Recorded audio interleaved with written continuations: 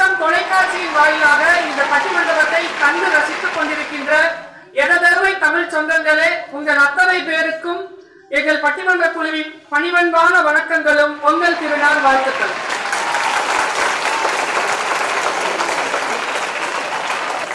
பெரியோர்களே, பொங்கல் பண்டிகையை முன்னிட்டு வெளிச்சம் தொலைக்காட்சியும் பிஎல்வி ஜானகியம்மாள் கலை அறிவியல் கல்லூரியும் நம் வீட்டின் பிள்ளைகள் சார்ந்த வாழ்க்கை முறையை இந்த பட்டிமன்றத்தினுடைய தலைப்பாக தேர்ந்தெடுத்து கொடுத்திருக்கிறார்கள்.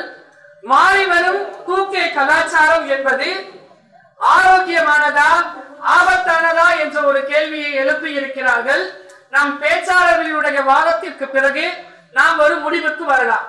பெரும்பாலும் இன்னைக்கு இருக்கிற 2K கிட்ஸ் யாருமே அடுத்தவங்க பேச்ச கேட்கறதே கிடையாது.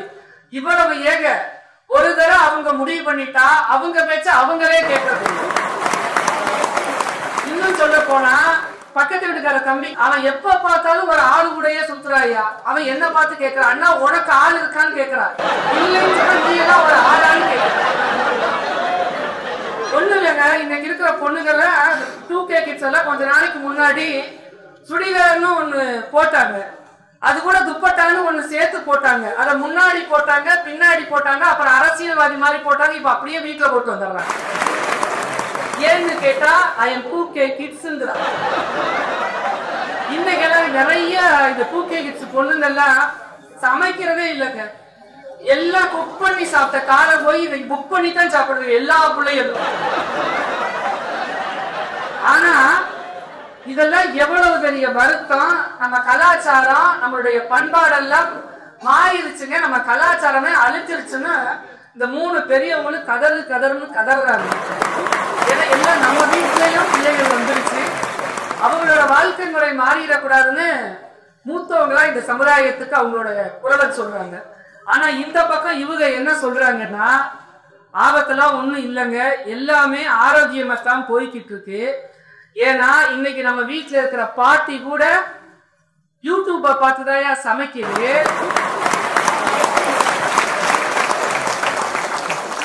பாட்டி வைத்தியம் கூட ட்ரெண்ட் ஆகணும்னா அதை வீடியோ எடுத்து இன்ஸ்டாகிராம்ல போட்டாதான் லைக்ஸ் கமெண்ட்ஸ் எல்லாம் அள்ளுதுன்னா உள்ளபடியே ஆரோக்கியமா தான் இருக்குன்னு இவங்களும் சொல்றாங்க. நம்ம 6 அறிஞர் பெருமக்களுடைய வாதத்துக்கு பிறகு நாம் ஒரு முடிவுக்கு வரலாம். ஆறி வரும் 2K கலாச்சாரம் என்பது ஆபத்தானதுதான் என்று பேசுவதற்காக கோவையை சேர்ந்த மூத்த வழக்கறிஞர் ரவீந்திரன் அண்ணா அவர்களுக்காக அவங்க அறிமுகம் செய்திருக்காங்க. இருக்கிற பயல்கள் எல்லாம் பாக்குறாரு. இந்த புள்ளின்னு இருக்காங்க இல்லையா, ரோட்ல அவங்க போற வண்டியில அவங்க அண்ணன் புலிக்குட்டையும் வண்டியில ஏத்திக்கிறாங்க. பக்கத்துல அவங்க தம்பி பூனைக்குட்டியும் ஏத்திக்கிறாங்க. முன்னாடி ஒரு எலிக்குட்டையும் வச்சுக்கிட்டு 100லயே போய் 108ல ஏறிடுறாங்களே. இவங்க கேட்டா புள்ளிங்கன்னு சொல்றாங்க. இதெல்லாம் ஒரு புள்ளிங்களான்னு அண்ணன் கேட்கிறாப்புல. எவ்வளவு வருத்தமான விஷயமோ அந்த இடத்த தெளிவா இருக்கிறாங்க. அதுக்கப்புறம் அவன் பக்கத்துல உட்காந்துருக்காங்க பாருங்க, தமிழ்மாவனி டாக்டர் கா புவனாஜீவானந்தம் அம்மா. அவங்க அறிமுகம் அம்மாவும் ரொம்ப வருத்தத்தோட இப்பெல்லாம் பாக்குறாங்க. ஏன்னா அக்கம் பக்கத்துல பாக்குறாங்க. இப்ப அவங்க வீடுகள்லயும் அடுத்த தலைமுறையும் வந்துருச்சு. ஏன்னா இன்னைக்கு இருக்கிற பிள்ளைகளுக்கு படிப்பு கலாச்சாரம் இது ரெண்டையும் விட்டுறக்கூடாதுன்னு அவங்க கொஞ்சம் வருத்தப்பட்டு உட்கார்ந்து இருக்கிறாங்க. அப்போ என்ன சொல்றாங்களா, நாங்கெல்லாம் ஆசிரியரா இருக்கும் போது மாணவர்கள் எங்களை பார்த்தா பயந்துக்கிடுவாங்க. இன்னைக்கெல்லாம் ஆசிரியர்கள் தான் மாணவரை பார்த்து பயப்பட வேண்டியதா இருக்கு. அவன் கீழே குனிஞ்சானா கடப்பாறை எடுப்பானா கத்தி எடுப்பானே ரொம்ப பயப்பட வேண்டியதா இருக்கு. இப்படியே போனா அதனாலதான் இங்க சிறைச்சாலைகள்லாம் பெரிய பெரிய சிறார்கள் குற்றம் அதிகமாயிருக்கு. இதுக்கு காரணம் இந்த கலாச்சாரம் மாற்றம்னு அவங்க. அதுக்கப்புறம் பக்கத்துல உட்காந்துருக்காங்க பாருங்க மூத்த வழக்கறிஞர் தேன்மொழி அக்கா. அவங்க அறிமுச்சு அக்காப்பும் ரொம்ப குழம்புன்னு குழம்புறாங்க. வீட்டுல ஒரு அடுப்பை சிம்ல வைக்குமான்னு சொன்னா வீட்டுக்கு ஒண்ணு சிம் 1ல வைக்கிறதா சிம் 2ல வைக்கிறதான்னு கேக்குது. இப்படியே போனா வீட்டுல அடிப்படையே இருக்காதியா. நம்மளோட ஆரோக்கியம் இன்னைக்கு இருக்கிற தலைமுறை இறந்துட்டு தவிக்கிறாங்களே, இது உள்ளபடியே ஆபத்தா இல்லையான்னு அவங்க ரொம்ப தெளிவா அடிக்கிறாங்க. அதுக்கப்புறம் இந்த பக்கம் உட்காந்துருக்காங்க பாருங்க, பாப்பம்பட்டியில இருந்து வந்திருக்காங்க செல்வன் மதக்குமார். அவங்க அறிமுகம் அவரே ஆரோக்கியம்னு பேசுறாங்க. அவரே ஊருக்குள்ள முரட்டு சிங்கிள்னு சொல்றாரு. ஆனா அவர் பேசுறது எல்லாமே உருட்டுதான். அவரு ரொம்ப தெளிவா அடிக்கிறாரு. ஆனா அன்னைக்கெல்லாம் காதல் தோல்வினா கற்பனை பண்ணிக்கிட்டாங்க. அது ஆண்களா இருந்தாலும் பெண்களா இருந்தாலும். இன்னைக்கெல்லாம் நாங்க அப்படி இல்லைன்னா வாங்க பழகலான்னு கூப்பிடுறோம். விருப்பம் இருந்தா பழகுறோம், இல்லைன்னா போயிட்டு வந்து டாட்டா காமிச்சிட்டு போயிடுறோம்னா இது ஆரோக்கியமா இல்லையான்னு கேட்கிறாங்க. அடுத்த உட்காந்துக்காரங்க பாருங்க, ஓட்டி கணக்காளர் காயத்ரி அவங்கள அறிமுகம் செஞ்சு வைக்கிறேன். அந்த அம்மா ஒரு 90 கிட்ஸுங்க. அந்த அம்மா வரும்போதே புலம்புன்னு புலம்புது. ஏன்னா அவ சூக்கையா புறக்கலை. ஏன்னா அந்த காலத்துல பொங்கல் வந்தா வயசு பிள்ளைல என்னையா பண்ணுவீங்க? நல்ல துணியா எடுத்து வந்து கொடுப்பீங்க. அதை யாருக்காவது போட்டு காட்ட விடுவீங்களா? இருட்டுல பிறகு சாயந்தரமா தலையில ஒரு முக்காடை போட்டு இந்த பக்கம் பாட்டி, இந்த பக்கம் மாவே, இந்த பக்கம் சித்தப்ப, இந்த பக்கம் தம்பி, 4 பேரும் பொத்தி வச்ச கோழி மாதிரி கூட்டிட்டு போய் கோழியில சாமி கும்பிட வச்சு அப்படியே வீட்டுக்குள்ள கூட்டிட்டு வந்து வச்சிருக்கீங்க. ஆனா இன்னைக்கு நாங்க என்ன பண்றாங்க 2K கிட்ஸ் எல்லாம்? பொங்கலா 10 மணிக்கு தான் எந்திரிக்கிறாங்க. ஒரு வருஷமா தேடி வச்ச ட்ரெஸ்ஸை எடுத்து அன்னைக்கு போட்டுக்கிட்டு பொங்கல் அன்னைக்கு நாங்க அம்மா பொங்க வைக்குதோ இல்லையோ பொங்க பானைக்குள்ள கரண்டியை புடிச்சுக்கிட்டு வளைச்சு 4 போட்டோ எடுத்து பேஸ்புக்லயும் இன்ஸ்டாகிராம்லயும் ரீல்ஸ் பண்ணுதுன்னா இது எவ்வளவு பெரிய சந்தோஷம். இந்த சந்தோஷம் பெண்களுக்கு அன்னைக்கு கிடைச்சிட்டாயா? 2K கிட்ஸ் எல்லாம் உண்மையிலே குடுத்து வச்சவங்கன்னு அந்த அம்மா சொல்றாங்க. அதுக்கப்புறம் உட்காந்துருக்காங்க பாருங்க. கடைசியில பேராசிரியர் டாக்டர் இன்பத்தமிழன்னா அவங்க அறிவுறுத்து.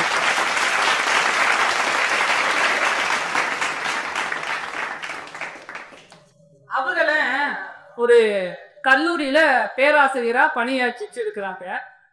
அவங்க பையன்கிட்ட, தம்பி பாட்டிக்கு உடம்பு முடியலப்பா, கொஞ்சம் பாட்டி ஆஸ்பத்திரிக்கு கூட்டிட்டு வருவேன்னா, அப்பா நான் பாட்டி கூட தான் போக மாட்டேப்பா, எலிசபெத் பியூட்டி கூட தான் போக வைக்கிறான். எலிசபெத் பியூட்டி கூட தான் போவேன்றாட்ட.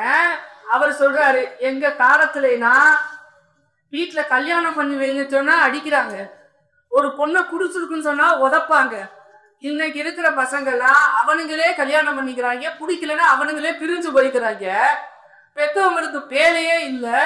இது எவ்வளவு பெரிய சந்தோஷம். இன்னைக்கு பொண்ணு கிடைக்காத சூழ்நிலையில பெத்தவங்களுக்கு எவ்வளவு ஆரோக்கியம்னு அவர் ரொம்ப சந்தோஷமா இருக்கு. இப்போ உள்ளபடியே மாறி வரும் 2K கலாச்சாரம் என்பது ஆபத்தானது என்ற அணி தொடங்குகிறது. அந்த அணியினுடைய தலைவர் மூத்த வழக்கறிஞர் அண்ணன் ரவீந்திரன் அவர்களை தலைமை காட்டி தொடங்கி வைக்குமாறு கேட்டுக்கொள்கிறேன்.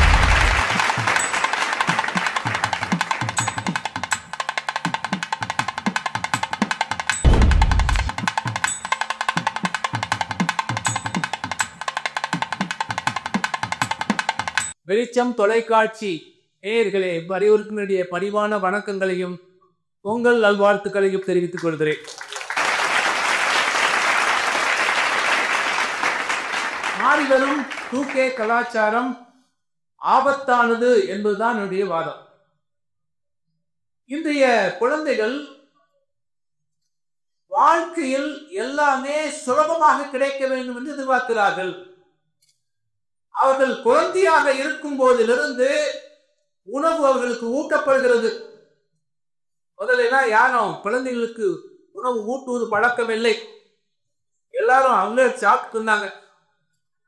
இன்றைக்கு குழந்தைகளுக்கு பள்ளிக்கு செல்வதற்கு பேருந்துகள் வருகிறது.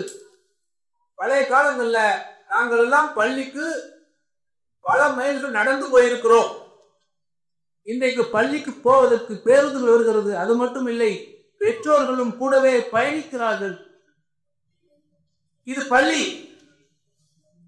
உணவு பழக்க வழக்கம் எவ்வளவு மோசமாக மாறி போயிருக்கிறது. குழந்தைகள் காலையில இட்லி அப்படின்னு சொன்னா உன்ன மறுக்கிறார்கள். எனக்கு வேற வேணும் அப்படின்னு கேட்கிறாங்க. பர்கர் கூட மட்டும் இல்ல, வீட்டுல உணவு தயாரிக்கப்பட்டிருக்கு, இட்லி தான் இன்னைக்கு இருக்குது, சாப்பிட்டுங்கன்னு சொன்னா மாட்டேன். உடனே வேற என்ன வேணும் என்று கேட்கிறார்கள். எனக்கு பூரி வேணும். பூரி செய்து கொடுக்கிறார்கள். குழந்தை வளர்ப்பு நிபுணர் என்ன சொல்றாங்கன்னா, குழந்தைகளுக்கு நீங்க சொல்லி வளருங்க. இன்னைக்கு காலையில நாம இட்லி தான் சாப்பிட்றோம், அம்மா சாப்பிட்றாங்க, அப்பா சாப்பிட்றாங்க, தாத்தா சாப்பிட்றாங்க, இதை சொல்லி கொடுத்து வளருங்கள் அப்படின்னு சொல்லி குழந்தை வளர்ப்பு நிபுணர்கள் பேசுகிறார்கள். ஆனால் இன்றைய குழந்தைகள் அதை கேட்பதாக இல்லை. அவர்களுக்கு வேண்டும் என்கிற பதார்த்தத்தை செய்து கொடுக்க வேண்டும் என்று பிடிவாதம் செய்கிறார்கள். பெற்றோர்களும் அதற்கு துணை போகிறார்கள். இது மாறி வரும் கலாச்சாரம் ஆபத்தானது என்பதை காட்டுவதற்கான ஆரம்பம். அடுத்தது பள்ளிக்கு போகிறார்கள். பள்ளியில எவ்வளவு மோசமான சூழ்நிலை ஏற்பட்டிருக்கிறது. நடுவு சொன்னாங்க, இன்றைக்கு காலத்துல மாணவர்கள் ஆசிரியர்களை பார்த்து பயப்படுவதில்லை, ஆசிரியர்கள் மாணவர்களை பார்த்து பயப்படுகிறார்கள். இது மாறி வரும் கலாச்சாரம் மோசமான சூழ்நிலை நமக்கு விளக்குகிறது. அது மட்டும் இல்லைங்க, 12 வயதில் உறவுகள் ஆரம்பமாகிறது, உறவுக்குள் நுழைகிறார்கள். இதைவிட வேதனை டீனேஜ் குடியிருக்குள்ள 2 முறை பிரேக்கப் ஆகியதுன்னு சொல்லி ஆய்வுகள் தெரிவிக்கிறது. இந்த மோசமான சூழ்நிலை பாருங்க. இங்கே நிறைய ஆய்வு பொறுத்தவரை விஏபி ஜானகிமால் கல்லூரியில் அந்த மாதிரி இல்லைன்னு நினைக்கிறேன்.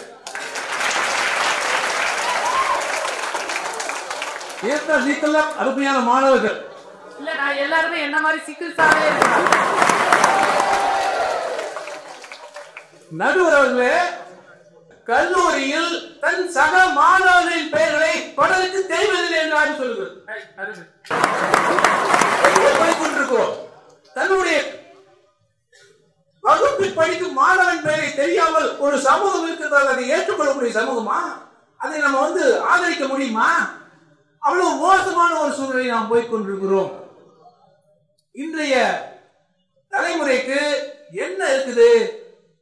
படிப்பில் நாட்டம் இல்லை, படிப்பதற்கு தயக்கிறார்கள். பள்ளி பாடத்தை தவிர வேறு எந்த பாடத்தையும் அவர்கள் படிப்பதில்லை. வேறு எந்த இலக்கிய கதை புத்தகம் படிக்கலைங்க. பழைய தலைமுறை கதை புத்தகத்தை தேடி தேடி வாசித்தார்கள். பொன்னியின் செல்வன் படிக்காத ஆட்களே இல்லைங்க. ஆனால் இன்றைக்கு கதை புத்தகத்தை கொடுத்து படிக்க சொன்னா படிக்க யாரும் தயாராக இல்லை. ஆனா எக்ஸாம்ல மட்டும் கதையா எழுதுறாங்களா? கதை தேவைப்படுவது போல இருக்குது. கதை புத்தகங்களை கூட படிக்கவில்லை. இலக்கியத்தை பார்த்தால் ஓடுகிறார்கள். இலக்கியத்தில் பொங்கல் விழா சொல்றேன். இலக்கியத்துல பொங்கல் விழா பற்றி எவ்வளவு சிறப்பாக சொல்லப்பட்டு தெரியும். மதுக்குலாம் வளர்ந்த மாலை மங்கை வளர்த்த செட்டி புது கலத்து எழுந்த தீபாவளி பொங்கல் சீவசிகாமணி பேசுறது. அன்றைய காலகட்டத்துல புது பானை எடுத்து அந்த பானையில் பால் ஊற்றி பொங்கல் வைத்து கொண்டாடிய சம்பவம் சீவசிகாமணி பேசுகிறது. சிலப்பதிகாரத்திலே காட்சி இருக்குங்க.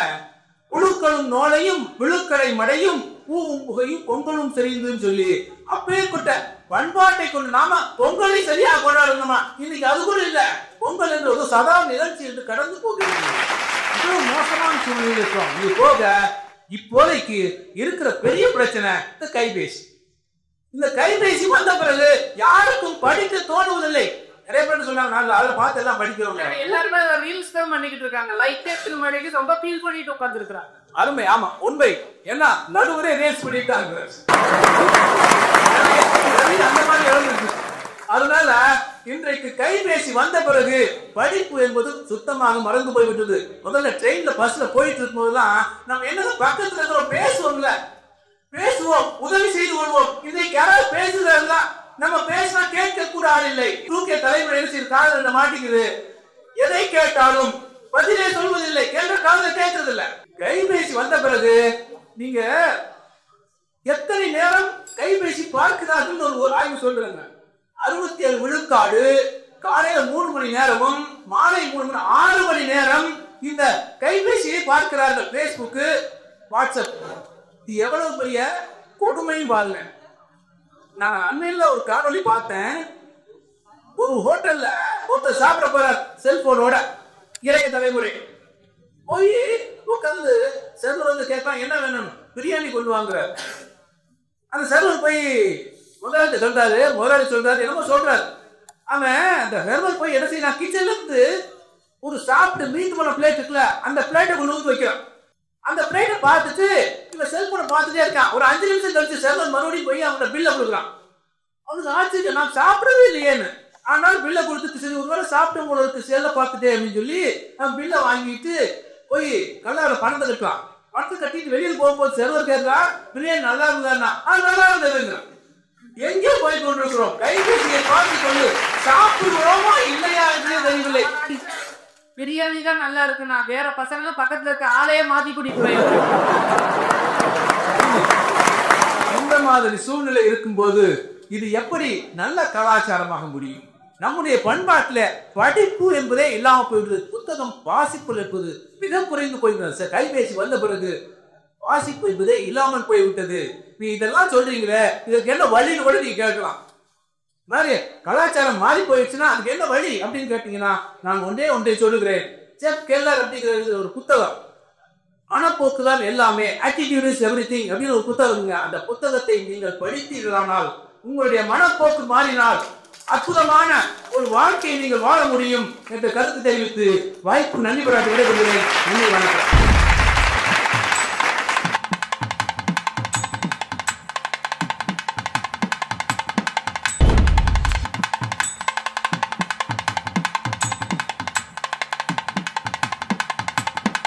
அண்ணன் ரவீந்திரன் அண்ணன் ரொம்ப தெளிவா பேசி இருக்கிறாங்க. இன்னைக்கு குழந்தை வளர்ப்புல இருந்து கல்லூரிக்கு வர பிள்ளைகள்ல இருந்து எல்லாருமே சரியில்லாம தான் இன்னைக்கு கொஞ்சம் போய்கிட்டு இருக்கிறாங்க. இன்னும் சொல்ல போனா சமுதாய மிகப்பெரிய ஆபத்துல இருக்கு. இன்னைக்கு வாசிப்பு பழக்கம் இன்றைய தலைமுறைக்கு அறவே இதுன்னு ரொம்ப தெளிவா அடிச்சிருக்கிறாங்க. என்னதான் அண்ணன் பேசினாலும் நம்ம முரட்டு சிங்கிள் செல்வன் மதன் குமார் எகிரி உட்கார்றாரு. 2K கிட்ஸை பத்தி பேசுனா நான் குரல் கொடுக்குறேன்னா அவங்க பக்கத்து வீட்டு பாட்டி கோவிச்சுக்கிடுமா. அதனால என்னதான் அண்ணன் பேசினாலும் மாறி வரும் 2K கலாச்சாரம் என்பது ஆரோக்கியமானதே என்று தொடங்குவதற்காக அந்த அணியினுடைய தலைவர் செல்வன் மதன்குமார் அவர்களே. பொதுவாக இந்த உலகத்திலே ஒரு பூ அழகு, 2 கண் அழகு, 3 தமிழ் அழகு, 4 திசை அழகு, 5 நிலம் அழகு, 6 முகம் அழகு, 7 நிற வானவில் அழகு, 8 தொகை நூல் அழகு, 9 நவகிரகம் அழகு, 10 மாதம் சுமக்கும் தாய் அழகு. ஏழை இது சொன்னீங்கன்னா வள்ளுவர் காலத்துல வள்ளுவர் கண்ணுத்தாமைன்னு ஒரு அதிகாரம் எழுதிக்கிறாருங்க. உன்னக்க கல்ல அப்படின்னு எழுதிக்கிறாரு. அப்படின்னா என்ன அர்த்தம் அப்படின்னா அந்த காலத்திலேயே சரக்கு அடிச்சுட்டு மட்டையெல்லாம் இருந்துக்கிறான்னு அர்த்தம். காலகாலத்துக்கு ஏதாவது ஒருத்தர் தப்பு செய்வாங்க, ஆனா அதையெல்லாம் வச்சு குறையா பேசிடக்கூடாதுங்க. அடுத்த அண்ணன் பேசும்போது சொன்னாரு, அந்த காலத்தையெல்லாம் குழந்தைகளுக்கெல்லாம் சோறையை ஊட்ட மாட்டாங்க, நாங்களே எடுத்து ஊட்டுவோம், ஒரு குழந்தைய தான் ஊட்டுவாங்க. அதைத்தான் நாங்களும் சொல்றோம். யோசிச்சு ஒரு காலத்துல குழந்தை வேண்டும் என்று பெண்கள் அரசை சுற்றியது ஒரு காலம், அரச மரத்தை சுத்தினாங்க. அதுக்கப்புறம் இன்னைக்கு நீங்க காலத்துல என்ன பண்ணாங்க, அரசாங்கம் சொல்லுச்சு குழந்தையே வேண்டாம் அப்படின்னு. அரசாங்கம் பெண்கள் பின்னாடி சுத்தாங்க. நம்ம பிள்ளைங்க கல்யாணமே வேண்டாங்கிறாங்க. இன்னைக்கு அப்படி இல்லைங்க. ஒவ்வொரு இளம் பெற்றோர்களுக்கும் ஒரு பொறுப்பு இருக்குது. என்ன பொறுப்புனா, நம்மளுடைய குழந்தைய படிப்பிலையும் பொருளாதாரத்திலையும் ஒரு நல்ல கிழமைக்கு கொண்டு வரணுங்கிற பொறுப்பு இருக்கிறங்காட்டிதான் இந்த கலாச்சார சிறந்த கலாச்சாரம் சொல்லுவாங்க. உணவை பத்தி சொன்னாங்க, இப்படி வேஸ்ட் பண்றாங்களே அப்படி. இந்த உலகத்திலேயே இந்த ஒரு சான் வயிறு இல்லைன்னு சொன்னா உலகத்துல கலாச்சாரமே இருக்காது. வேலைக்கு போறதே சாப்பிடுறேன், எல்லாருமே பைசா செலவு பண்ணி சாப்பிடுறோம். அப்புறம் அண்ணன் சொன்னாரு, இன்னைக்கு இளைஞர்கள் எல்லாம் காதல் தோல்வின்னு சொல்றாங்களே, இதெல்லாம் நல்லா இருக்குதா சார்? அந்தந்த வயசுல அதாவது நினைக்கணுங்க. 10 மாசம் நடக்கணும். அதே மாதிரி 18 வயசு ஆச்சுன்னா அந்த பையன் லவ் பண்ணணும். லவ் பண்ணா பிரச்சனை இல்லை, லவ் பண்ணா இருந்தா பிரச்சனை. அவன் அப்பதான் ஆசை போகணும்னு அர்த்தங்க. அப்புறம் அந்த சொல்லுவோம் சொன்னாலே, ஒரு காலத்துல பொன்னியின் செல்வன் எல்லாரும் படிச்சுமே, இன்னைக்கு படிக்கிறாங்களா? இன்னைக்கு நம்ம படிக்க மாட்டாங்க, படம் பார்ப்போங்க.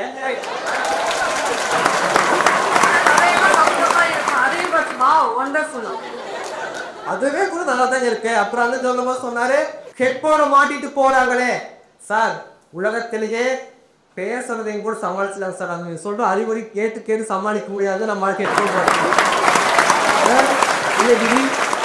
இன்னைக்கு விஎம்பி வரும்போது பஸ்ல தான் வந்தாங்க கூடத்துல இருந்து. சரி, இவர் சொன்ன மாதிரி ஹெட்போன் இல்லாமையே போல அப்படின்ட்டு ஹெட்போன் வீட்டுல வச்சுட்டு விட்டு பக்கத்துல ஒருத்தர் உட்கார்ந்து இருந்தார்.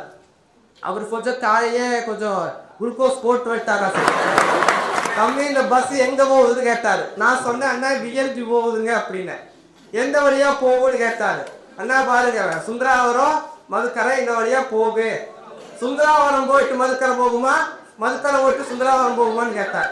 நான் சொன்னேன், சுந்தராவரம் போயிட்டு தானே போய் தானே மதுக்கரை போகு, அப்படி போகக்கூடாது, மதுக்கிழமை இதை சுந்தரமாக போவோம். இந்த மாதிரி ஆளுகளாம் பக்கத்தில் உட்கார்ந்தா நம்ம பையன் எப்போ போகலாம் என்னங்க போடலாம். சாரி, ஒரு காலத்துல வந்து பொங்கல் அப்படின்னாவே ஒரு வீட்டோட முடிஞ்சிருங்க. அவங்க வீட்டுல பொங்கல் வைப்பாங்க, சூரியனுக்கு படைப்பாங்க, அதோட முடிஞ்சு. இன்னைக்கு அப்படி நீங்க தெருவே வைக்கிறோம், தெருவே ஊர் பொங்கல் வைக்கிறோம், சமத்துவ பொங்கல் வைக்கிறோம். கல்லூரியில பாருங்க பொங்கல் விழா நடக்கும்போது நம்ம பசங்க அன்னைக்கு தான் வேற லெவல் இருப்பாருங்க. எல்லா செலிப்ரேஷனுமே இன்னைக்கு நடக்குதுங்க. ஒரு காலத்துல வந்து பொட்ட பிள்ளைகளை வீட்டை திம்மு நடந்து போனவே ஏய் பூமியா தான் நடக்காத அப்படின்னு சொன்னதாலும் ஒரு நாளா. இன்னைக்கு அத்தனை பிள்ளைகள் வள்ளி பூமியா இருந்து போய் பாருங்க, அத்தனை பிள்ளைகள் டேன்ஸ் தான் இருக்கு. சார் ஒரு காலத்துல யோசிச்சு பாருங்க கல்யாணம் எப்படி நடந்துச்சுன்னு கேட்டீங்கன்னா, ஊருக்குள்ள ஒரு பையன் ஊதாரியா சுத்திட்டு இருப்பான். பிள்ளைங்க அந்த காலத்து பிள்ளைங்க ஊருக்குள்ள ஒரு காலத்துல வந்து ஒரு ஊதாரியா சுத்திட்டு இருந்தான்னு சொன்னா ஊர்ல இருக்க பெருசு என்ன சொல்லு, ஒரு கால் பேட்டு போட்டு வைங்க சரியா போயிருங்க. பாதி பேருக்கு அப்படிதான் கல்யாணம் நடந்திருக்கு. இது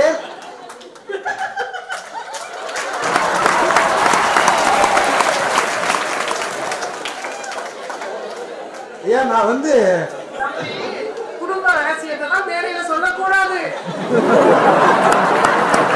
இது இந்த பையன் நல்லவனா மாறக்கு கொஞ்சம் பொண்ணு பெற்று வச்சிருப்பாங்களாமா. கல்யாணம் பண்ணி வச்சதுக்கு பையன் சார் ஒரு காலத்துல பந்தக்கால போடுங்க, சொந்தக்கால நிப்பான்னு சொந்த ஒரு காலம். சொந்தக்கால நின்னதுக்கு அப்புறம் தான் பந்தக்கால போட வந்தோம். இந்த காலத்துல சிறந்தது யோசிச்சு பாரு சார். ஒரு காலத்துல வந்து கைரேகை பார்த்தாங்க, ஏய் இவன் எங்கேயோ வந்து பொறுத்தியாதான போறா, இவன் இந்த வேலைக்கான போறா, நான் படிக்கவே மாட்டான்டான்னு சொன்னு கைரேகையை பார்த்து எதிர்காலத்தை சொன்னது உங்களுக்கானது. கையே இல்லாதவர்களுக்கு கூட எதிர்காலம் இருக்குன்னு சொன்னது இந்த காலம் சொன்னா இந்த காலத்து நாகரிகம் தான் சிறந்ததுங்க. இப்படி சொல்லி நிறைவு செய்கிறேன். எல்லா காலத்திலுமே வந்து ஏதாவது ஒரு சூழல்ல வந்து எல்லாருமே இருப்பாங்க. நீங்க குறைய மட்டுமே பார்த்தீங்க சொன்னா குறை மட்டுமே கண்ணுக்கு தெரியும். குறைய தாண்டி நிறைய பாருங்க, நிறையவே இருக்குதுன்னு சொல்லி வயசு வயது படித்த அத்தனை பேருக்கு நசுமன 25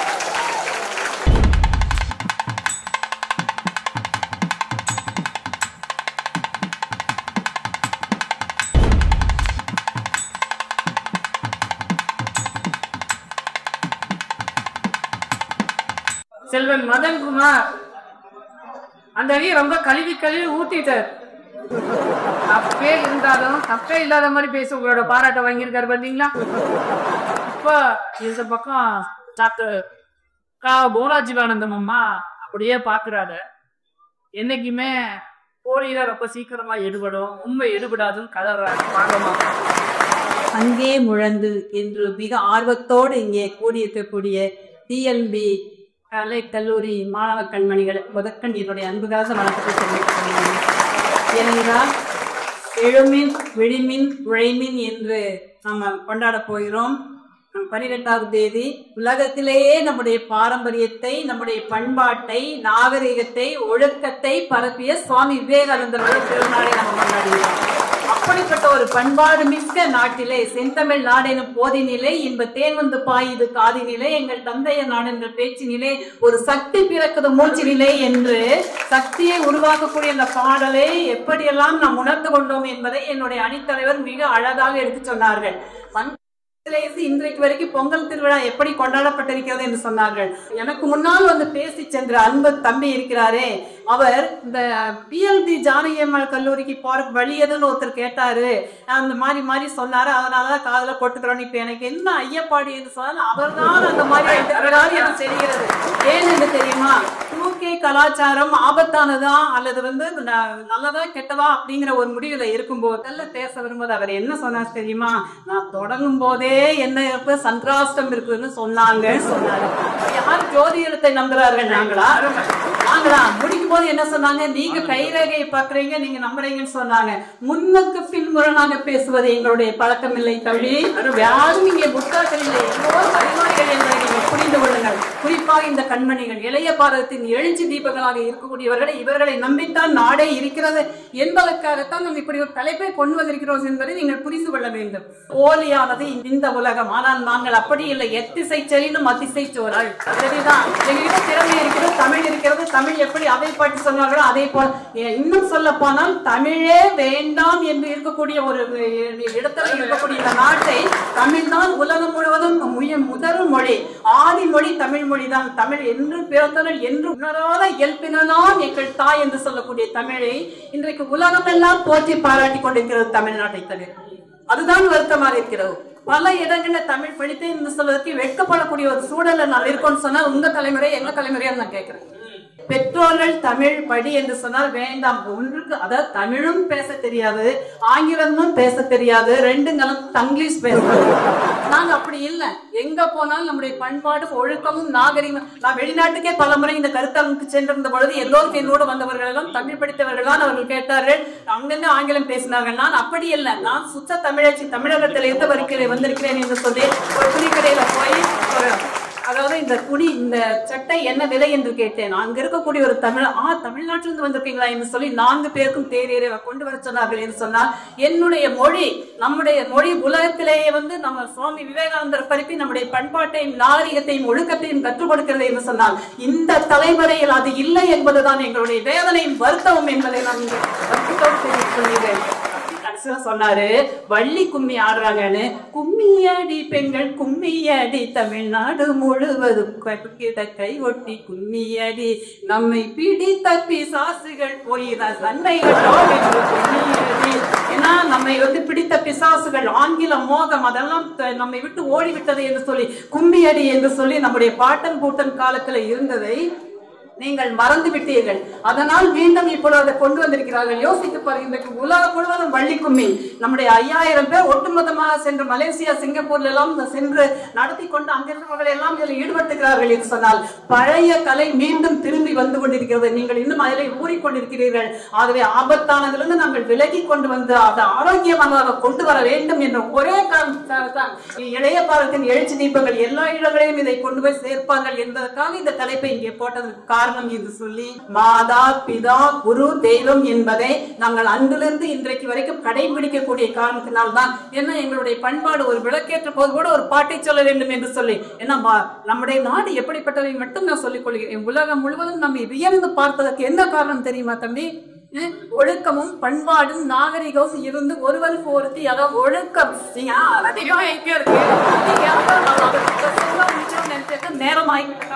சொன்னாங்க. அந்த தளத்திலே வள்ளுவர் சொன்னாங்க கல்லுண்டையை பத்தி அப்பவே கல்லுண்டிருக்காங்க அப்படின்னு சொல்லி. அதனாலதான் அவர் சொன்னாரு, அதாவது இழுக்கல் ஒழுக்கம் உடையார் வாய்ச்சல் என இழுக்கல் உடைய ஒளி ஊற்று போலற்றே ஒழுக்கம் உடையார் வாய்ச்சல். அதையும் வள்ளுவராக சொல்லியிருக்காங்க. சொன்னா இந்த மாதிரி குளிச்சுட்டு ஆடுவேன்னு சொன்னா நீ வழுக்கி விழுந்தா என்று சொன்னால் வழுக்கி விழுகின்ற பொழுது விழாமல் இருப்பதற்கு நமக்கு ஊன்றுகோலாக இருப்பது எது என்று கேட்டால் ஒழுக்கமுடையார் வயசு பெரியாரை தொலைக்கோட என்று சொன்னார்கள். நீங்க உங்க மாதிரியே இருக்கிறவங்களோட சேர்த்து குத்துறதுனால ஒரு பெரியாரை எங்க நீங்க பாக்குறீங்க? ஆகவே இன்னொருமை கண்மணிகளே, திருமூலரும் திருவள்ளுவரும் பாரதியாரும் பாரதிதாசனும் வள்ளலாரும் உரித்த இந்த திருநாட்டில் அந்த நாட்டு அவர்கள் எல்லாம் என்ன கற்பித்துக் கொடுத்தார்கள் அதை நாம் பின்பற்றினோம் என்று சொன்னால் உலகத்தில் மிகச்சிறந்தவர்களாக வருவோம் என்று கூறிக்கொண்டு மாறி வரும் இந்த கலாச்சாரத்தை ஒழிக்க வேண்டும். அதற்கு நீங்கள் தான் எல்லாவருக்கும் உறுதுணையாக இருப்பீர்கள் என்று ஒரு நம்பிக்கையோடு நான் விடைபெறுகிறேன். நன்றி, வணக்கம்.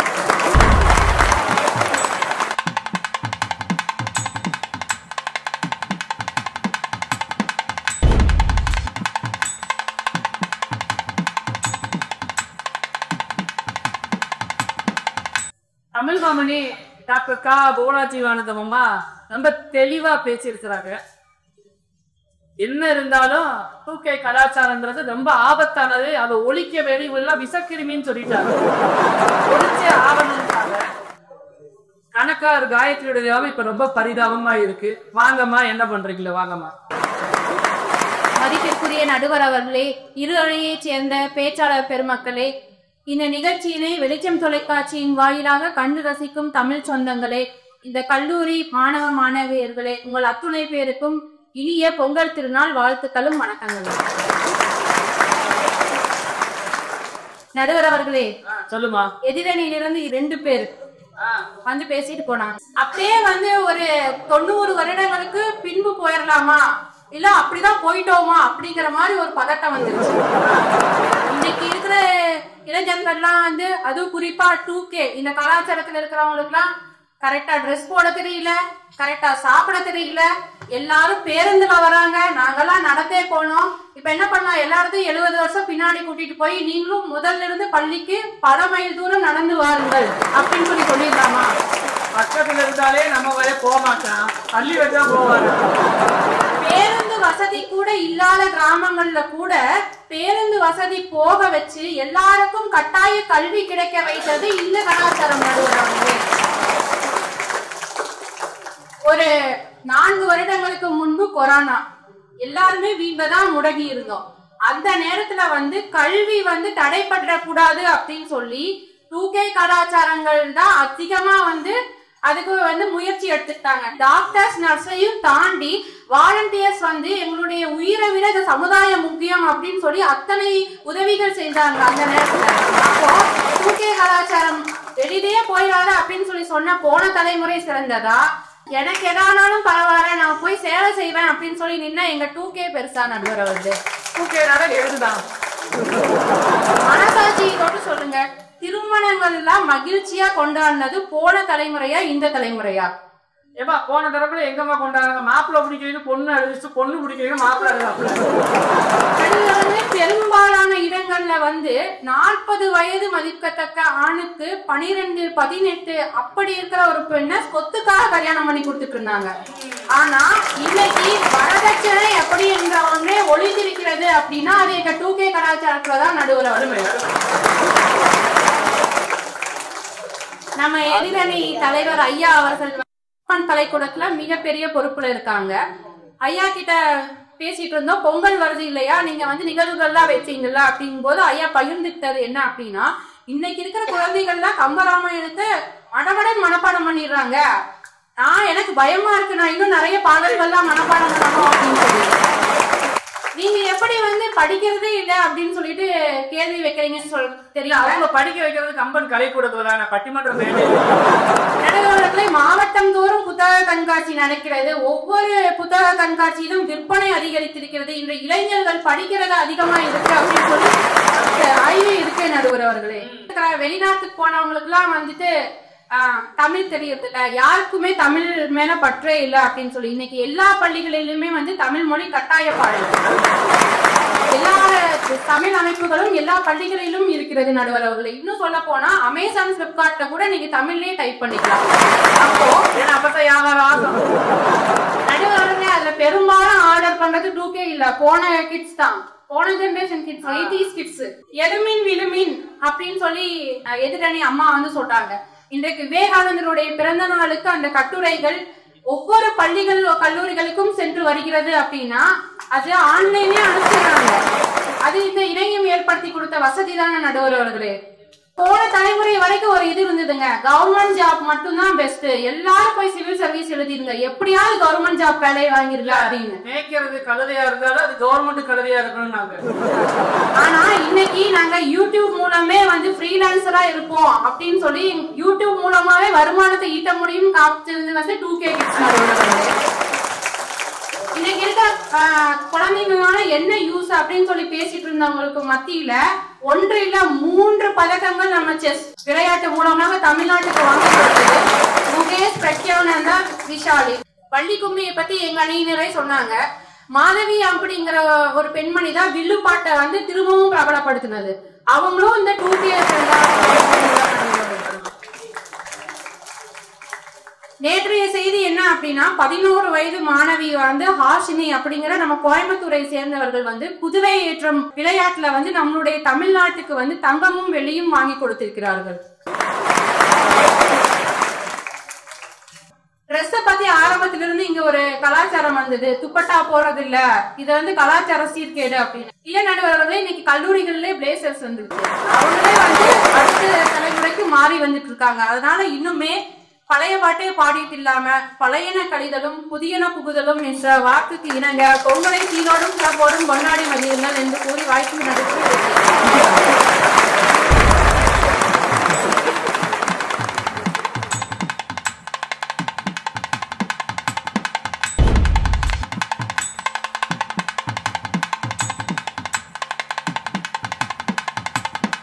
2K கலாச்சாரம் ஆரோக்கியமானு பேசின கணக்காளர் காயத்ரி ஆபத்துன்னு சொல்றவங்கள கழிச்சவனு முடிவெடுத்து தெளிவா பேசியிருக்கிறாங்க.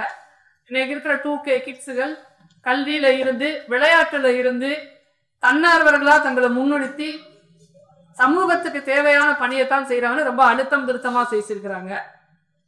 காயத்ரி என்னதான் பேசினாலும் நீ பேசுனது எல்லாமே தப்புமான்னு வழக்கறிஞர் தேன்மொழி அக்கா குமுறு குமுறுன்னு குமுறி எது நடந்தாலும் சரி 2Kனா ஆபத்துன்னு அக்கா வேற பேச வராங்க.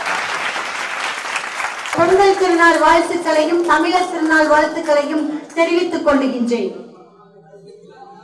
முதல்ல வந்தாங்க 2K கிட்ஸ் எல்லாம் இன்னைக்கு எப்படி இந்த கலாச்சாரத்தை எப்படி இந்த பண்பாட்டை மீறி நடக்கிறாங்க அப்படின்னு சொல்லி எங்க அணியில மிக அழகாக எடுத்து சொன்னார்கள். ஆனா அதுக்கெல்லாம் கைதட்டாத இந்த ப்ரோஸ் இந்த கலாச்சார சீர்கேடு என்னன்னு சொன்னேன் அந்த ப்ரோஸுக்கு கைதட்டுறது ரொம்ப வேதனையா இருக்கு. என்னன்னு பாத்தீங்கன்னா அந்த சைட்ல இருக்கிற மதன்குமார் அவர்கள் வந்தார்கள். நாங்க அந்த காலத்துல பந்தக்கால் போட்டதுக்கு பின்னாலதான் சொந்தக்கால்ல நிப்பாங்க. சொந்தக்கால்ல நின்னாதான் இன்னைக்கு பந்தக்காலே போடுறோம்னு சொல்றீங்க. நீங்க எத்தனை பேர் இன்னைக்கு சொந்த கால்ல நின்னுட்டு இருக்கீங்க டாஸ்மாக் முன்னால?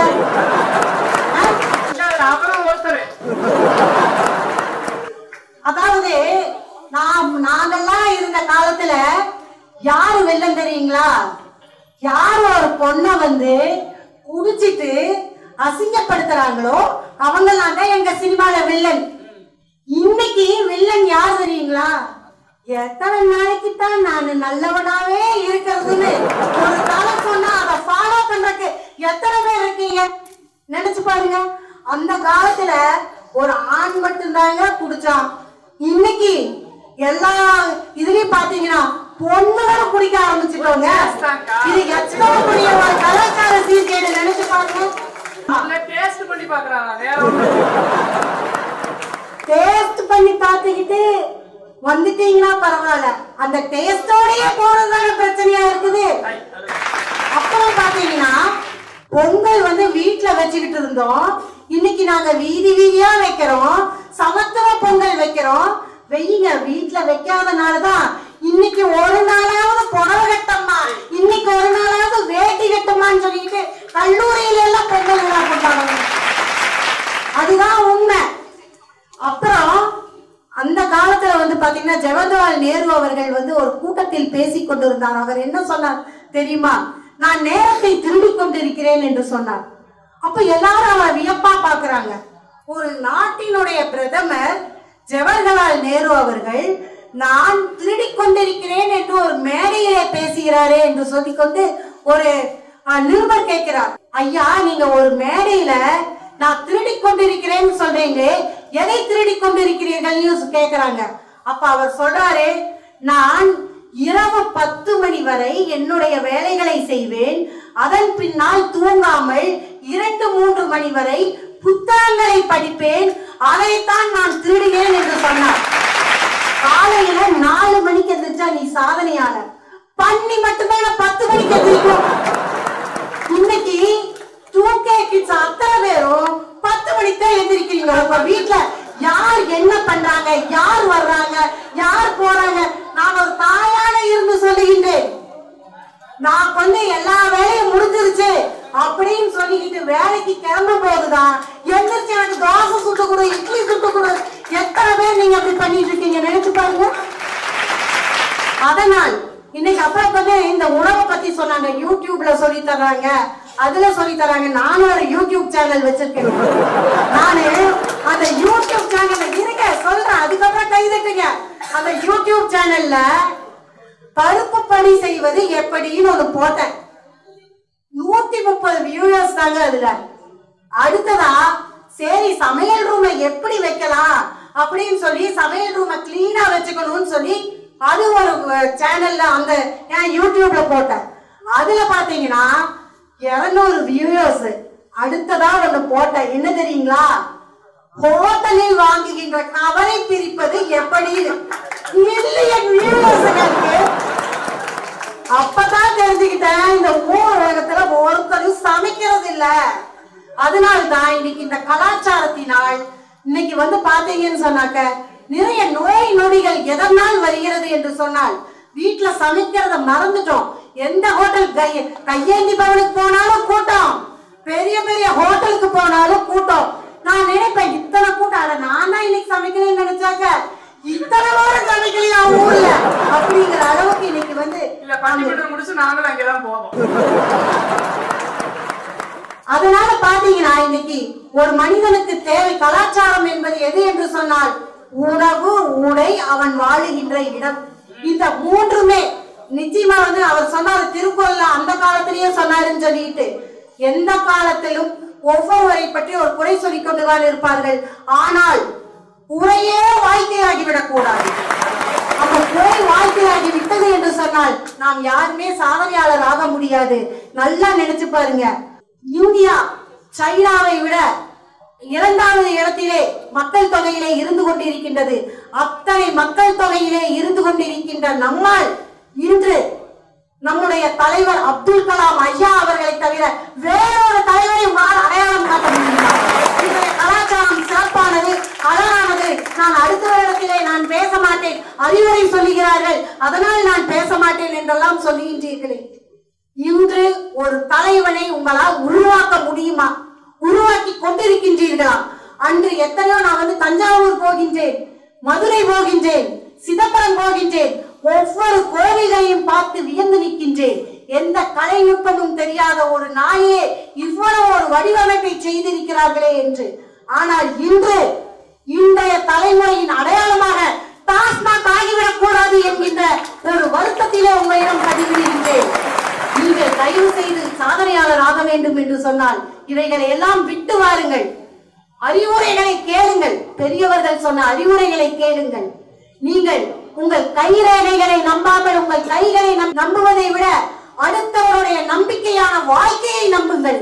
அப்போது நீங்கள் உயர்வீர்கள் என்று சொல்லி எனக்கு இங்கு வாய்ப்பு கொடுத்த அத்தனை பேருக்கும் நன்றி கூறி விடைபெறுகிறேன்.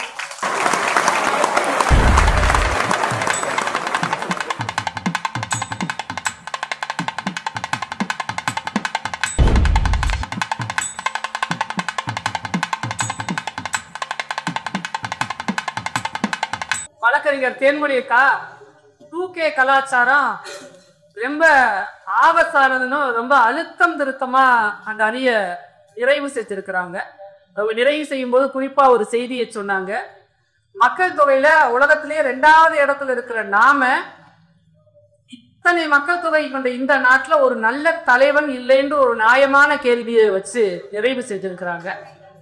இப்ப இந்த பக்கம் என்னதான் வழக்கறிஞர் தேன்மொழி அக்கா பேசினாலும் 2K கலாச்சாரம்ன்றது ஆபத்து இல்லை சார், அது ஆரோக்கியம்னு அந்த அணியை நிறைவு செய்வதற்காக பேராசிரியர் இன்பத்தமிழன் கணம் நீதிபதி அவர்களே, எனக்கு முன்பாக பேசி அமர்ந்திருக்கின்ற போராட்டக்காரர் அவர்களே, ஓ அந்த காலத்தால பேசினாலே போராட்டம்ன்றீங்க. போராட்டம் மட்டும் இல்ல, பேயாட்டம். எனக்கு முன்பாக அமர்ந்திருக்கின்ற இளமை ஊஞ்சல் ஆடுகின்றவர்களே, பார்ப்பதற்கே அழகாக எங்க வயசெல்லாம் குறைத்து கொண்டிருக்கிற ஆள் மக்களே, வெண்மக்களே, என் அணியை சேர்ந்தவர்களே, உண்மை விளம்பிகளே, உங்கள் அனைவருக்கும் வணக்கம். ஆசிரியர்கள் எல்லாம் மதிப்பதே இல்லை.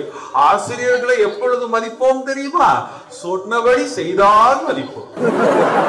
நீங்க முதல்ல படிக்கணும், நீங்க முதல்ல படிச்சுட்டு வந்து கிளாஸ் எடுக்கணும்.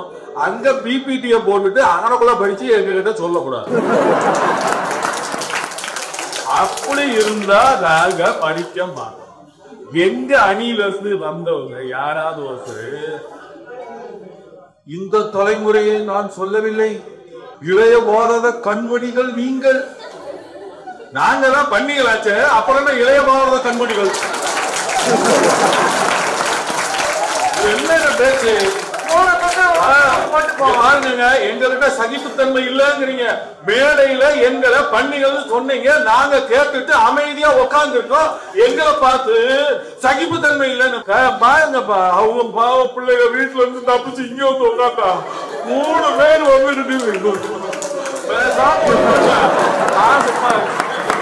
அனுப்பி வச்சு முன்னாடி நின்று போராடுங்க. அப்படி செஞ்சிருக்கணும்லங்க. டாஸ்மார்க் முன்னாடி குடிச்சு எல்லாரும் கெட்டு போறாங்கன்னு சொல்லியிருக்காங்கல்ல. இவங்க 3 பேரும் போய் டாஸ்மார்க் முன்னாடி நின்று போராடினாங்களே, அதெல்லாம் செய்ய மாட்டாங்க. பட்டிமன்றத்தை மட்டும் வந்து குடிக்காதீர்கள் பேசுறதோட இவங்க கடமை முடிஞ்சிச்சு. அதுவும் எங்க ஆளுகளுக்கு கூட தெரியாதுங்க. டீனேஜ் பிடிச்சா 2 தடவை பிரேக்கப் ஆகுங்க. எந்த ஆய்வை படிச்சிருக்காரு பாருங்க. ஆய்வுகளில் பல ஆய்வுகள் இருக்கு. ஆய்வு பண்றதுல என்னென்னமோ ஆய்வுகள் இருக்கு. டீனேஜ்ல 2 தடவை பிரேக்கப் ஆகிற ஆய்வை படிச்சு ஒரு முதுமையில உட்கார்ந்து இருக்கிற நீங்க டீனேஜ்ல நாங்க என்ன பண்ணணும்னு நாங்க படிக்க கூடாதுன்னு இருக்கேன். என்ன நாங்க ரீல்ஸ் போடக்கூடாதா? நாங்க இந்த வயசுல போடாதுன்னா எந்த வயசுல உங்களை மாதிரி ஆனதுக்கு அப்புறம் ரீல்ஸ் போட்டா எவன் பாப்பான்? இப்பதானே நாங்க போட முடியும். அந்த பிள்ளைங்க நடிகர்களாவது யாரோ ஒருத்தருக்கு எப்பொழுதோ கிடைக்கும் வாய்ப்பு. எவ்வளவு பெரிய விஷயம் அது. ஸ்ரீரங்கத்துல இருந்து கிளப்பி போய் எங்கேயோ உட்காந்து வாய்ப்புகளை தேடி இருந்த காலம் எப்பொழுது. இப்பெல்லாம் இன்ஸ்டாகிராம் ரீல்ஸ்ல ஒரு பிள்ளை நல்லா நடிக்குது, ஒரு பையன் நல்லா நடிக்கிறாங்க, கூட்டு கொடுக்குறான். நீங்க என்னமோ அதை வேட்டா இருக்கீங்க. இதெல்லாம் கேட்டு விட்டுறாதீங்கப்பா. அவன் ரீல்ஸ் பண்ணுங்க. அதுல இருந்து எவ்வளவு சம்பாதிக்கணும் தெரியுமா? ஆங்கிலத்துல அதுக்கு பேர் அஃபிலியேட் மார்க்கெட்டிங்னு சொல்லுவாங்க. அதுல எவ்வளவு சம்பாதிக்கணும்ன்றது தெரியலையா அவங்களுக்கு. ஒரு சின்ன பையன் இட்லி வேண்டாம் பூரி தான் வேணும்னு கேட்டுட்டான் அம்மையா. உலகத்திலேயே மிகப்பெரிய தப்பியா. அவனுக்கு என்ன வேணும்னு கேட்கிற உரிமையை அவனுக்கு கொடுக்காததுதான் மிகப்பெரிய தவறு. நீங்க இட்லி சுத்தோன்னா அவங்க அதை சாப்பிடணுமோ? நல்லா இருக்கு, எனக்கு என்ன வேணும்னு கேட்டு சுடு. அதுதானங்க தர்மம். என்னமோ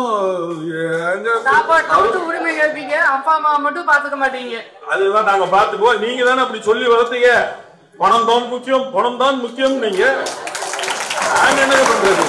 அதுவும் வந்து சொல்லி போனாங்க. இன்றைக்கு இருக்கப்போ கூட படிக்கிற மாணவர்களுடைய பெயர் தெரியவில்லை. பையன் கேளுங்க, மாணவிகள் பெயர் தெரியும். மாணவிகிட்ட கேளுங்க, மாணவர் பெயர் தெரியும். அவங்க செல்ல பேர் வச்சுக்கிறாங்க. ஆமா, அவன்கிட்ட போய் நீங்க அவனோட பழைய பேர் தான் கேட்டுட்டு இருந்தீங்களா? நீங்க ஏதோ அழகர் சாமின்னு பேர் வச்சிருக்கீங்க. அவன் அதை மறைச்சு வேற ஏதாவது ஒண்ணு வச்சிருப்பா. அதுல தெரியாம போச்சு. அதுவும் ஒருத்தன் போய் ஹோட்டல்ல உட்காந்தானா, அதை பார்த்துருக்காரு பாருங்க. அவன் பிரியாணி சாப்பிடாமே பிரியாணிக்கு காசு கொடுத்துட்டு போனானா. ஏன்னா அவன் செல்போன்ல பாத்துட்டே இருந்தானா.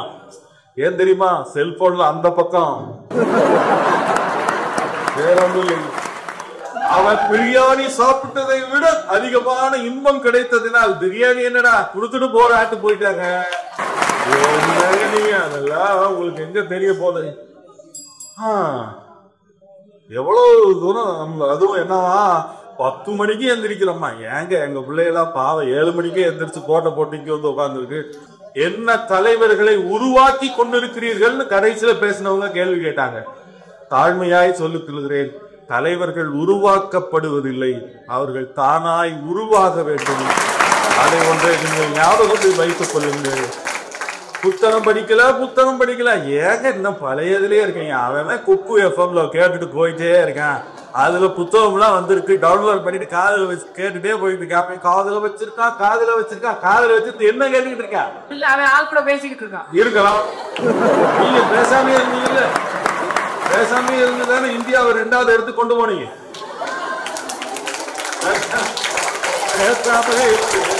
இந்தியாவை 2வது எடுத்து கொண்டு போனீங்க. பேசுறது போகுது. நல்லா பாருக்கையா, மற்றதெல்லாம் விட்டுருக்க. வாய்ப்புக்கு நன்றி விடுங்க. நன்றி.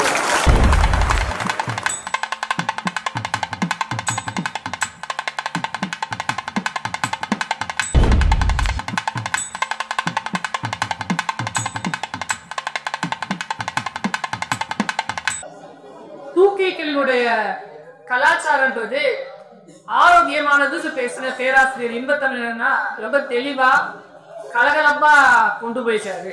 அதே ரொம்ப தெளிவா புடிச்சிருக்காங்க. பெரியவர்களே, இந்த மன்றத்தினுடைய இறைவை நோக்கி வந்து விட்டோம். இந்த மன்றத்தில் பேசிய 6 பேச்சாளர் பெருமக்களும் அவரால் தரப்பு நியாயத்தை மிக தெளிவாகவும் ஆழமாகவும் இந்த மன்றத்திலே எடுத்து வைத்தார்கள். இந்த 6 அறிஞர் பெருமக்களினுடைய வாதத்தை பரிசீலனை செய்து நாம் ஒரு முடிவுக்கு வரலாம். பூக்கேகளினுடைய கலாச்சாரம் ஆபத்தானதுதான் என்று பேசிய இந்த 3 பெருமக்கள் பேசிய பேச்சும் உள்ளபடியே சத்தியமான வார்த்தைகள் தான், நிதர்சனமான வார்த்தைகள் தான். நம் வீடுகளிலே இருக்கிற பெற்றோர்களினுடைய கண்ணீர் கதைகளைத்தான் அவர்களுக்கு பேசியிருக்கிறார். இன்றைக்கு இருக்கிற பிள்ளைகள் திருமணம் செய்து கொண்டாலும் அவர்கள் பெரும்பாலும் அன்னைக்கெல்லாம் திருமணம் செய்து விட்டால் இன்சியரா கணவனோட பேரை போட்டுக்கிடுவாங்க. ஏன்னா காலங்குள்ள அவர் தான் நம்ம கூட வர போறாரு. ஆனா இன்னைக்கு இருக்கிற பிள்ளைங்க இன்சியரே போடுறதுல அப்பா பேர் இருக்காங்க. ஏன்னா புதுசு எப்ப வேணாலும் டெலிட் ஆகலாம். அப்பா பேரை போட்டுக்கிட்டா அதை பர்மனண்டா போட்டுக்கலாம். இன்னும் சொல்ல போனா இளம் தம்பதிகள் இன்னைக்கு ரேஷன் கார்டு யாரும் எடுக்க மாட்டாங்க. ஏன்னா குடும்பம் என்கின்ற ஒரு போக்குக்குள் அவர்கள் வர தயங்குகிறார்கள் என்று சொன்னால் உள்ளபடியே 2K கிட்ஸ்கள் என்பவர்கள் பரிதாபமான தலைமுறையாகத்தான் பார்க்க முடியும். இன்னும் சொல்ல போனால் இந்த நாட்டுல அளவுக்கு அதிகமான சாலை விபத்துகள் இன்னைக்கு நடந்துட்டு இருக்கு. உண்மையெல்லாம் சாலைகள் வந்து ரொம்ப குறுகி இருந்தது, போக்குவரத்து இடையூறுகள் நிறைய இருந்தாலும் இன்றைக்கு எல்லா வசதிகளும் வந்த பிறகு விபத்துகள் அதிகமாகிறது. அது யாருன்னு பார்த்தா இந்த பிள்ளைங்க தான் இன்னைக்கு அதிகமான விபத்துல சிக்கிக்கிட்டு அவங்களுக்கு மட்டும் பாதிப்பை ஏற்படுத்துறது இல்ல, எதிர்த்தாப்புல வர வயது முதிர்ந்தவர்கள் எல்லாம் காயப்படுத்திட்டு இன்னைக்கு அடுத்தவர்களுக்கும் தொந்தரவு கொடுத்து தன் வீட்டில் இருக்கிற பெற்றோர்களுக்கும் தொந்தரவு கொடுத்து வாழ்கிறார்கள் என்று சொன்னால் உள்ளபடியே இந்த கலாச்சாரம் என்பது சற்று ஆபத்தாகத்தான் உணர முடியும். இந்த அணியில பேசும்போது சொன்னாங்க, குழந்தைகளுக்கு இன்றைக்கு உணவு அன்னைக்கெல்லாம் ஊட்ட மாட்டாங்க, இன்னைக்கு ஊட்டுறாங்கன்னு.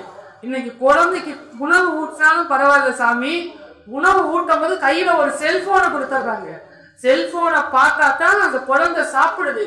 அதனுடைய விளைவு என்னன்னா இளம் வயதிலேயே இன்னைக்கு நிறைய குழந்தைகளுக்கு பார்வை குறைபாடு ஏற்படுகிறது என்று சொன்னால் அடுத்த தலைமுறையை நாம் மூலமாக்குகிறோமா இல்லையா என்பது நாம் சிந்தித்து பார்க்க வேண்டும். இன்னைக்கு சொன்னாங்க இல்லம் தேடி கல்வி வருதுன்னு திட்டம் தமிழக அரசாங்கம் கொண்டு வந்திருக்கிறாங்க. அது வரவேற்க வேண்டிய திட்டம் தான். அன்னைக்கு பள்ளிக்கூடங்கள் அட்டங்கு ஒன்று இருந்தது, அரசு பள்ளிகள் கல்லூரிகள் குறைவு.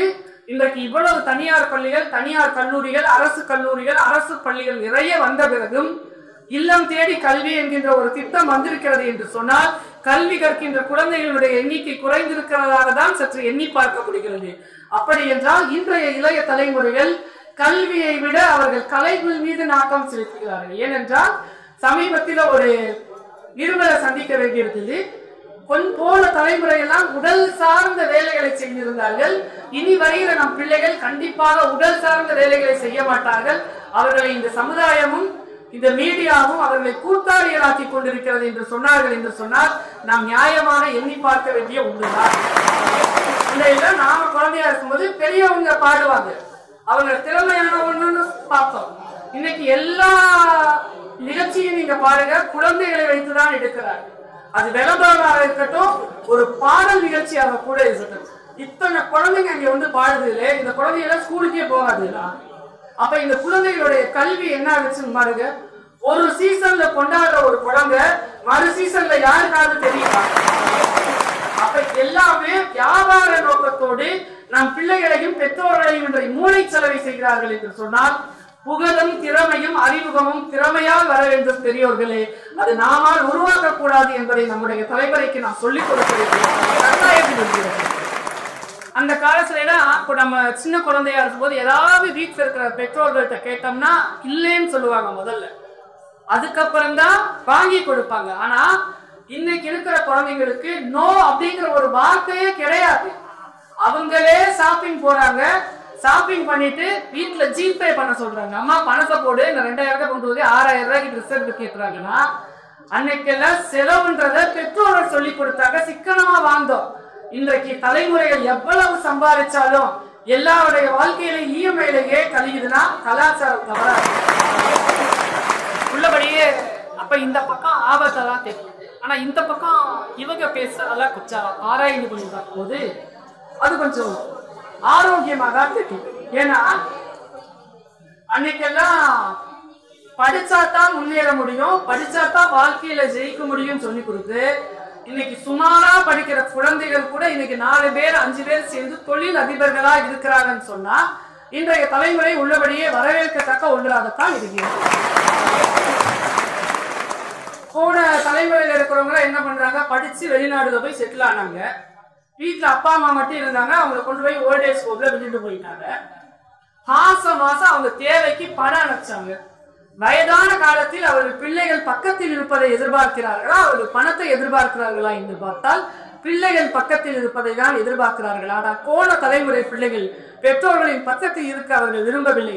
ஆனால் இன்றைய 2K கிட்ஸ்கள் ரீல் செய்தாலும் எது செய்தாலும் பொய் சொன்னாலும் பெற்றோர்கள் பக்கத்தில் இருந்து உதவி செய்கிறார்கள் என்றால் வரவேற்கத்தக்க ஒன்றால்தான். சமீபத்துல ஒரு ரீல்ஸ் பார்த்தோம். ஒரு பாட்டிகிட்ட கேட்டாங்க, பாட்டி நீ தாத்தாவை ஆசைப்பட்டு தான் கல்யாணம் பண்ணிக்கிட்டியான்னு அந்த பேட்டி கேட்கறாங்க. அந்த பாட்டி என்ன சொல்லுதுன்னா, நான் ஆசைப்படுறத பிடிக்காம தான் கல்யாணம் பண்ணிக்கிட்டேன் அப்படின்றாங்க. அதுக்கப்புறம் அந்த குழந்தை கேக்குது, பிடிக்க உனக்கு எத்தனை குழந்தைன்னு கேக்குது. எனக்கு 7 பேர் அப்படின்னா.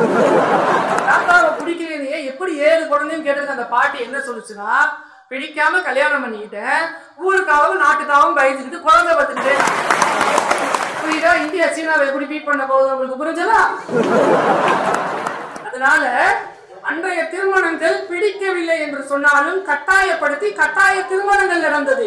இன்றைக்கு கட்டாய திருமணங்கள் நடக்கிறது என்று சொன்னால், காவல்துறை கைது செல்கிறது என்று சொன்னால் அது 2K கலாச்சாரமாக உள்ளபடியே அவர்கள் முற்றம் தனிப்பட்ட வாழ்க்கையை விட சுய முன்னேற்றத்திற்கு பெரிதும் அந்த கலாச்சாரத்தை பயணிக்கிறார்கள் என்றுதான் எனக்கு தோற்றுகிறது. இன்னும் சொல்ல போனால் கொரோனா காலத்தில் வயது முதிர்ந்தவர்கள் எல்லாம் பயந்து கொண்டு வீட்டிற்குள் இருந்த போது இளைஞர்கள் தான் வெளியிலே வந்து தன்னார்வலராக உதவி செய்தார்கள் என்று சொன்னால், இன்னும் சொல்ல போனால் இன்றைக்கு அதிக இரத்த தானங்கள் செய்வதும் இளைஞர்களாக இருக்கிற போது அதை வச்சு தெருவிலே படுத்துறவர்களுக்கு உணவு கொடுத்து அவர்களுக்கு கம்பளி கொடுத்து அவர்களை குளிக்க வைத்து சுத்தம் செய்வதையெல்லாம் 2K கலாச்சார குழந்தைகளாக இருக்கிற போது 2K கலாச்சாரம் தான் வரவேற்கத்தக்கதுன்னு எனக்கு தோணுது. பெரியவர்களே, இவர்கள் பேசியதும் சரிதான், இவர்கள் பேசியதும் சரிதான். ஆனால் என்னுடைய பார்வையில நான் இப்படி பார்க்கிறேன், எல்லாவற்றிற்கும் ஒரு எல்லை கோடு என்பது உண்டு. ஆனால் இன்றைய தலைமுறை பிள்ளைகளுக்கு எல்லை என்பதே கிடையாது. அவர்கள் எல்லை தாண்டி கொண்டே போகிறார்கள் என்று பார்க்கிற போது இப்படியே இந்த பிள்ளைகள் போனால் அவர்களுடைய வாழ்க்கை எதிர்காலம் என்ன ஆகும் என்று பெற்றோர்கள் கதறிக்கொண்டிருக்கின்ற போது சற்று வருத்தத்தோடு சொல்ல வேண்டும் என்று சொன்னால், இன்றைய 2K கலாச்சாரங்கள் என்பது ஆரோக்கியத்தை விட சற்று ஆபத்தாகவே இருக்கிறது. நம் பிள்ளைகளை காக்க வேண்டிய கடமை பெற்றோர்களுக்கும் ஆசிரியர்களுக்கும் உண்டு. அவர்களை ஒரு எல்லைக்குள் நாம் கொண்டு வந்து அவர்களை நல்வழிப்படுத்த வேண்டும் என்பதனால் இன்றைய காலகட்டத்தில் 2K கலாச்சாரம் என்பது ஆபத்தானதே என்று கூறி அதிலே இந்த மன்றத்தினுடைய தீர்ப்பாக அறிவித்து விடைபெறுகிறேன். நன்றி.